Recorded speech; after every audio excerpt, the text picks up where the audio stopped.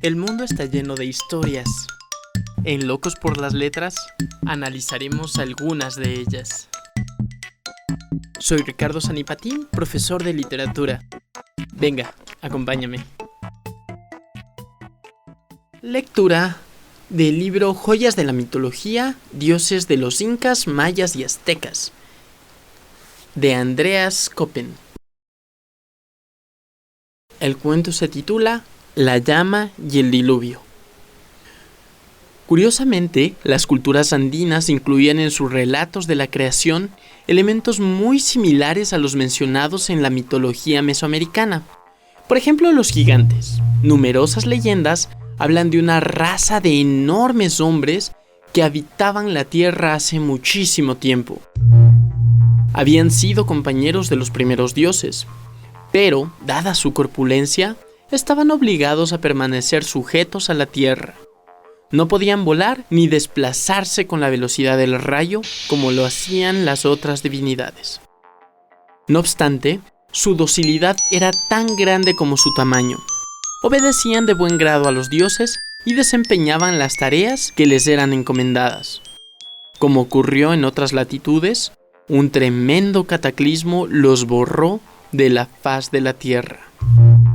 Respecto a las sucesivas eras por las que habían pasado la humanidad, los incas también creían que antes de que esta generación humana habitara el mundo, un diluvio había arrasado con todo lo anterior. Uno de los mitos más populares sobre este tema se remontaba a algo que ocurrió cierto día, muchísimos siglos atrás. Había por aquellos tiempos un campesino muy trabajador y honrado, que tenía su hogar, su campo y sus animales en un tranquilo rincón de la sierra. Resulta que cierto atardecer, este hombre volvió muy cansado del trabajo en su huerta. Había empleado muchísima más fuerza para completar todas las tareas. Solo quería dejar sus herramientas, guardar a sus animales y echarse a dormir. Con estas intenciones se acercó a una de sus llamas, que todavía andaba suelta.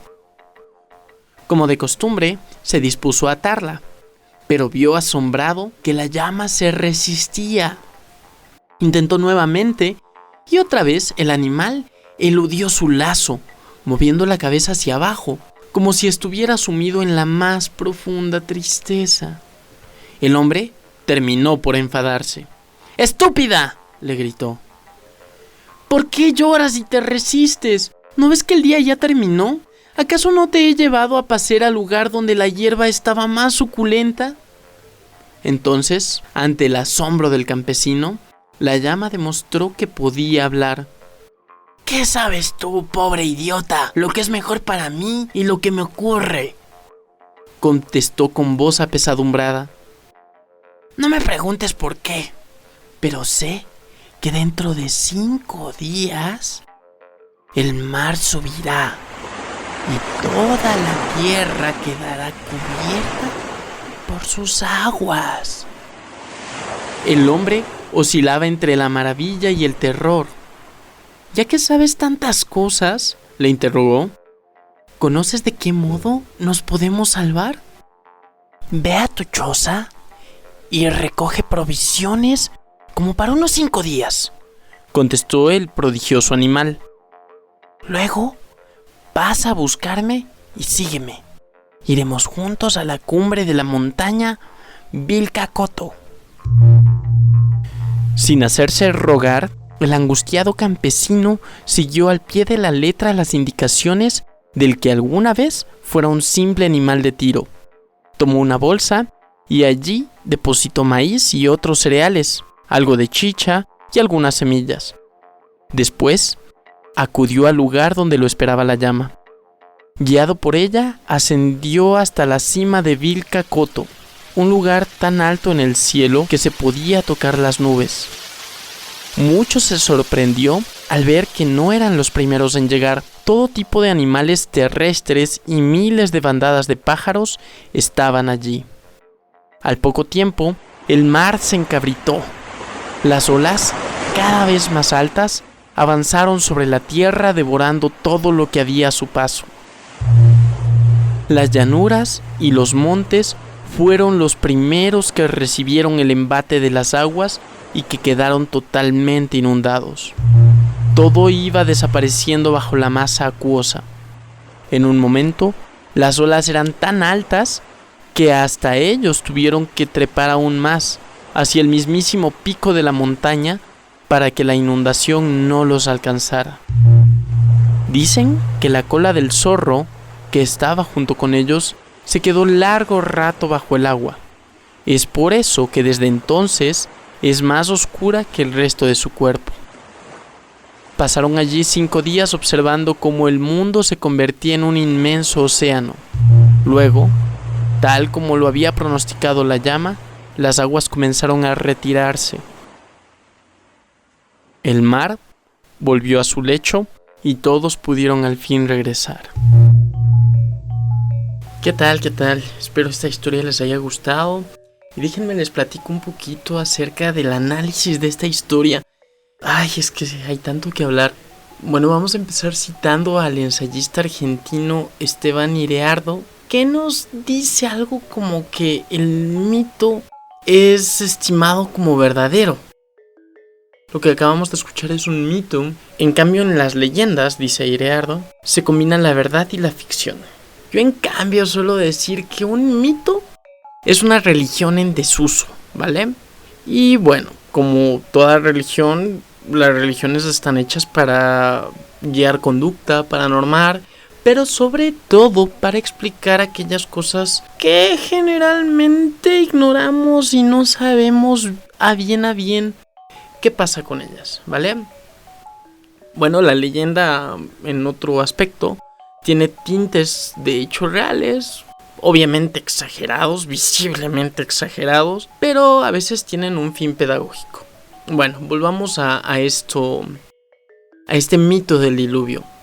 Miren, es algo curioso que en más de 300 culturas alrededor del mundo haya algún mito fundacional que incluye un diluvio. Y no es un diluvio que acaba únicamente con esa civilización. En teoría, quiero recalcar que es en teoría, acaba con todo el mundo conocido, ¿vale? Desde los aztecas con la fundación de los soles, que uno de ellos fue acabado por un diluvio, entre otras. Vamos a hacer un barridito súper rápido, ¿vale? Vamos a enumerar súper rapidísimo. Obviemos aquel mito de Noé, porque ya es el más famoso, ¿no? Únicamente me queda agregar en este mito de Noé el por qué se los cargó el agua, ¿no? El libro apócrifo de Enoch explica que Dios está un poquitito enojado porque los hombres habían copulado con los ángeles. Hombre, entiéndase como raza humana. Los ángeles bajaron, dijeron, oye, qué chulas están estas morras. Y bueno, a lo que nos truje chencha, ¿no? Entonces, bueno, después de haber copulado, los ángeles enseñan a sus esposas el arte de la metalurgia, la adivinación, la hechicería. Y pues bueno, los hombres usaron estos dones para masacrarse entre ellos, básicamente. Y bueno, entre eso y que los vástagos que habían tenido ángeles y hombres, los Séfilin, les caían muy mal a Dios, eran como una patada en el hígado, pues decide limpiar la tierra con un pequeño diluvio universal que borrara toda la maldad, con gigantes incluidos, porque los Séfilins son precisamente eso, gigantes. Incluso en otras narraciones se cree que Goliat es el último de los Séfilins, ¿no? Entonces, el último de este producto de la mezcla entre un humano y un ángel. Bueno, esa es la supuesta verdad detrás del mito o de la ira de Dios para mandar el diluvio. Otro mito curioso y bastante propagado es el diluvio que mandó Zeus, porque estaba un tanto enojado contra Prometeo. Ya saben, eso de hacer que los hombres se queden con la carne y a él le den las vísceras y la grasa como tributo. Y también otro poquito eso de que había creado hombres que, bueno, humanos, vaya, que no les satisfacían del todo a Zeus. Entonces, después de Pandora, de esta pan, que significa todo, de esta dadora de todos los atributos humanos, Epimeteo, hermano de Prometeo, bueno, se va se supone, se casa con una humana, tienen hijos que son medios humanos, medios titanes, porque Epimeteo es un titán.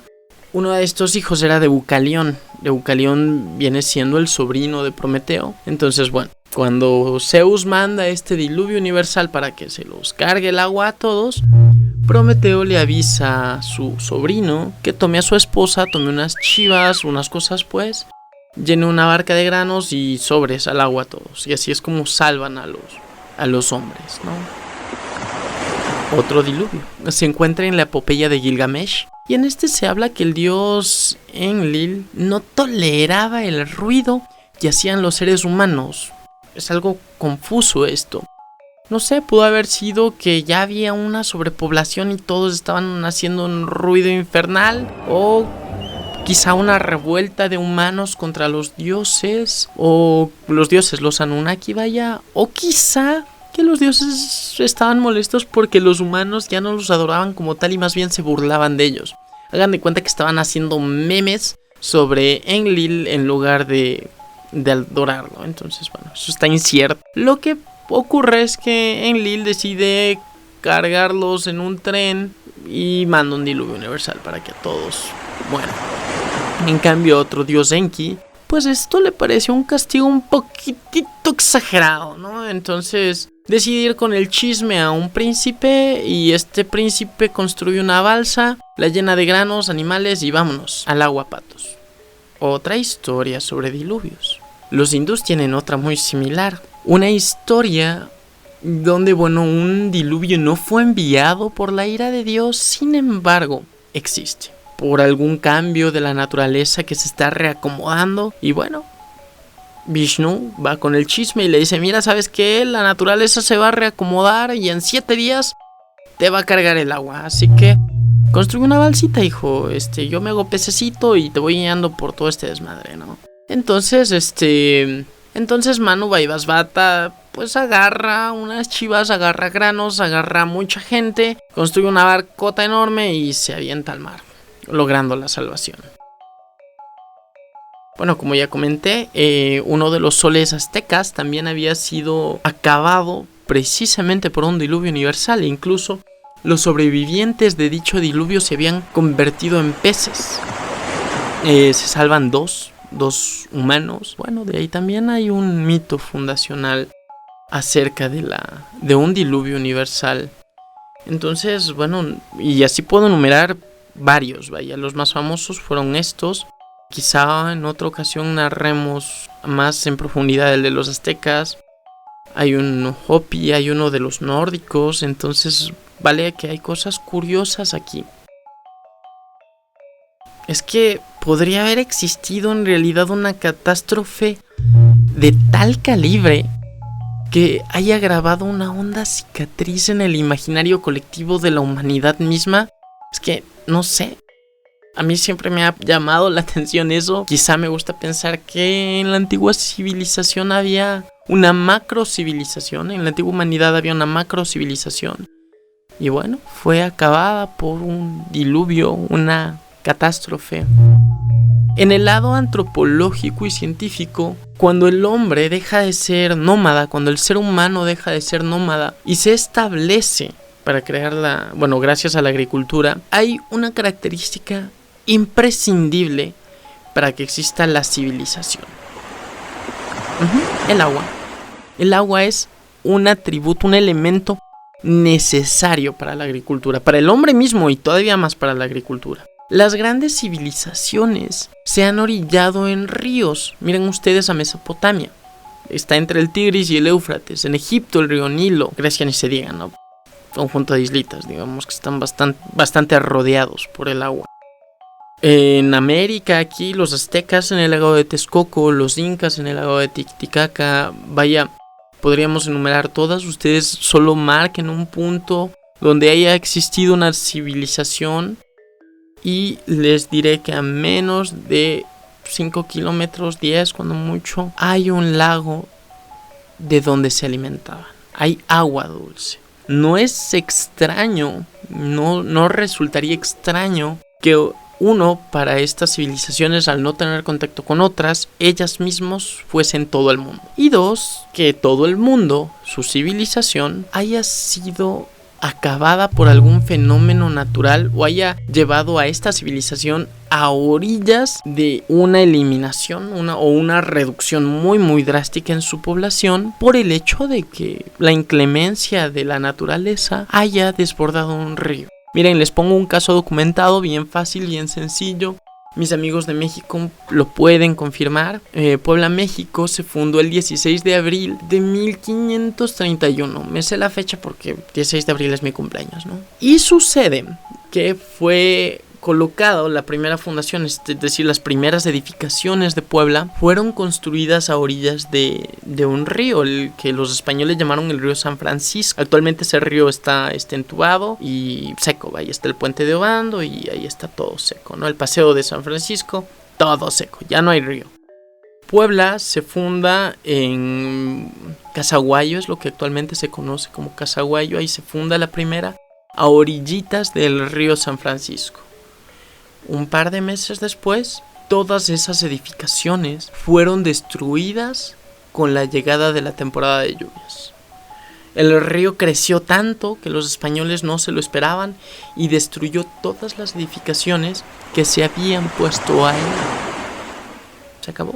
Puebla se acabó y tuvo que ser refundada el 27 de septiembre de ese mismo año. Ojo, el agua, el mar, los ríos, las lluvias son una fuerza que puede acabar con civilizaciones. Y digo, una crecidita de un río con un par de lluvias puede acabar con varias edificaciones. Imagínense algo aún más grande. Quizá para estas civilizaciones, para todas las civilizaciones humanas, han tenido en cierto momento algún diluvio universal. O quizá, en efecto, hubo una catástrofe a nivel global que involucraba agua. No lo sabremos. Todo es lo que ustedes se imaginen. Cualquier posibilidad es buena. Gracias, nos estamos escuchando.